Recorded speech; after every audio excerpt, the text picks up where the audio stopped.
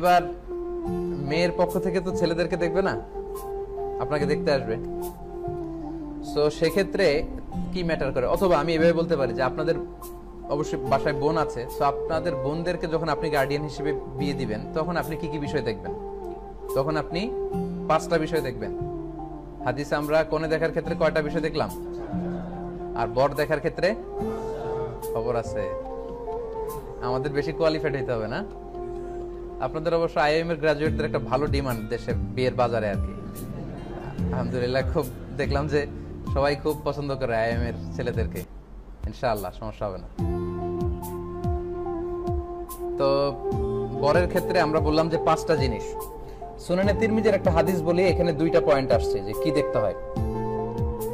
আল্লাহ রাসূল সাল্লাল্লাহু আলাইহি ওয়াসাল্লাম বলেছেন, ইযা জাআকুম মান তারদাউনা খুলুকাহু ওয়া দীনাহু ফাযাওবিজু ওয়া ইন লাম তাফআলু তাকুন ফিতনাতুন ফিল আরদি আও ফাসাদুন আরীদ।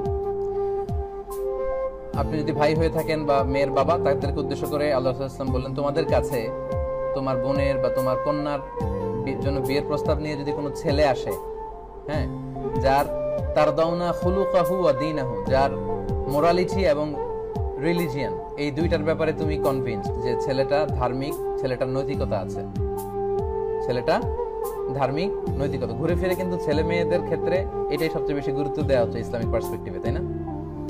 তার নৈতিকতার দিক থেকে সে খুব শক্ত এবং সে ধার্মিক। যদি এটা পেয়ে যাও, অন্যগুলো তো দেখবে, কিন্তু এই 2টা এনশিওর হয়ে গেলে ফাযাওবিজু, বিয়ে দিয়ে দাও। আর যদি বিয়ে না দাও, অনেক সময় এমন হয় ছেলে ধার্মিক, ছেলে ক্যাপেবল, সব দিক থেকে ফিট, এরপরও ভাবে যে একটু অপেক্ষা করি, এর চেয়ে ভালো ছেলে আসবে একটা, মানে এরপরে এর চেয়ে আরো ভালো একটা আসবে। এই টেন্ডেন্সিটা খুবই খারাপ। সব ঠিক আছে, সব দিক দিয়ে আমার মেয়ের সাথে যায়, আমার বোনের সাথে যায়, এরপরও না ওয়েট করে দেখি যে এর চেয়ে ভালো ছেলে আসে কিনা, এর চেয়ে বড় লোক কেউ আসে কিনা, এর চেয়ে কোনো শেষ নাই, এর চেয়ে ভালো, ভালোর কোনো শেষ নাই। এইভাবে ভালোর জন্য যদি বসে থাকি, তাহলে আল্লাহ রাসূল বললেন, ফিতনাতুন ফিল আরদ, পৃথিবীতে ক্যাওস তৈরি হবে, ওয়া ফাসাদুন আরিদ, এমন ফাসাদ তৈরি হবে এটা আর থামানো যাবে না। এবং এটা হচ্ছে, দেশে হচ্ছে। সব দিক দিয়ে ছেলে ক্যাপেবল, বিয়ের প্রস্তাব আসছে, কিন্তু তারা বলতেছে আর একটু দেখি, এটা একটু পেন্ডিং রাখি, যে দেখি তো আরো ভালো ভালো কয়টা আসে কিনা। সো এই টেন্ডেন্সিটা ভালো না, ইসলামিক টেন্ডেন্সি না। আপনি সব দিক দিয়ে যদি ইতমিনান হন, আপনি বিয়ে দিয়ে দিবেন। তাহলে এই ক্ষেত্রে আল্লাহ রাসূল বললেন মোরালিটি আর রিলিজিয়ান, মোরালিটি এন্ড রিলিজিয়ান।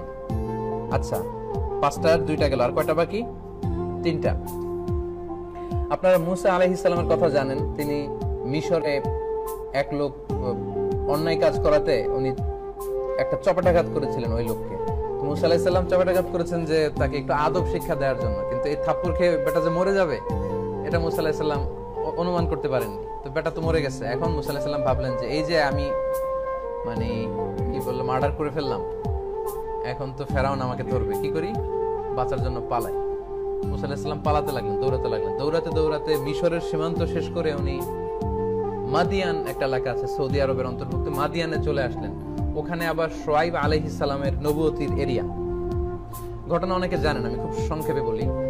ওখানে যেয়ে দেখলেন 2জন মেয়ে বসে কাঁদতেছে, অনেকগুলো ছাগল। উনি বললেন, ফামা খাতবুকুমা, কাঁদো কেন?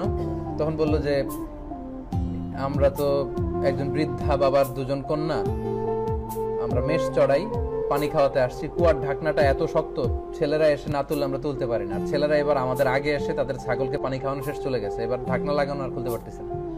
মুসা আলাইহিস সালাম বললেন, এটা কোনো ব্যাপার হইলো? কোথায় বলো। মুসা আলাইহিস সালাম ছিলেন খুব শক্তিশালী, উনি ঢাকনা উঠাই দিলেন, পানি খাওয়ানো হলো। এবার ঢাকনা যেটা উঠাতে অনেকগুলো ছেলে লাগে, অনেকগুলো শক্তিশালী পেশি পুরুষ লাগে, ওখানে মুসা আলাইহিস সালাম একাই এক হাতে তুলে ফেললেন। এটা মেয়েটা দেখলো, সফুরা ছিল তার নাম, দেখে তো পছন্দ করে ফেলছে। মানে যে মেয়েদের মধ্যে একটা বিষয় থাকে যে খুব স্ট্রং, খুব স্মার্ট ছেলেদেরকে পছন্দ করবে, এটা স্বাভাবিক। তো উনি এটা দেখে দেখলেন যে এত খুবই স্ট্রং, তার তো অনেক শক্তি আছে গায়ে। Okay fine. এবার ওটা পানি খাওয়ানো শেষ।